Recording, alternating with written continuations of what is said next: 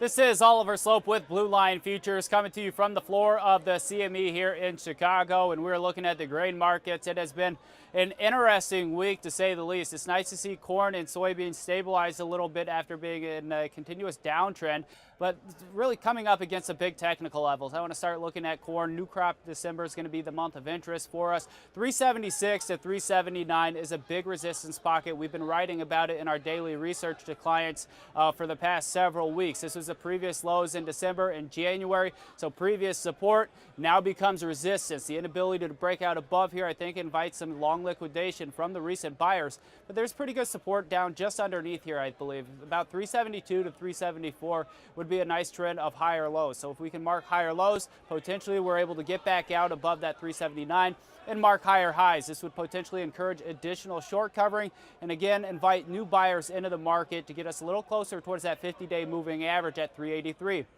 Now moving over to the soybeans, saw a big fundamental news yesterday with the news that the EU is going to buy soybeans. For us, this was kind of a known. Of course, they're going to buy U.S. soybeans. They're at a nice discount to the Brazilian beans where they were previously buying. But from the technical standpoint, there just wasn't enough to get this market really excited on the open. We saw the market trade higher in the overnight and early morning trade. 897 3/4 to 901 3/4 was a big resistance pocket. Obviously, the psychologically significant $9 handle in there.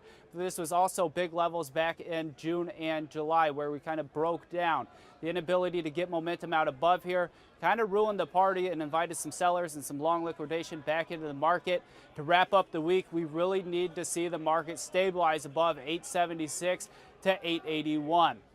Wrapping things up with the wheat market. Wheat had a huge day yesterday on concerns with the crop tour coming in a little bit less than expected. Put a big bid and we tested limit in some of the contracts. We have been bearish, so we have been wrong. We got stopped out of some things, but it's all about managing your risk. Just because we say we're bearish a market doesn't mean we put on a short position, close our eyes, and walk away from the screen.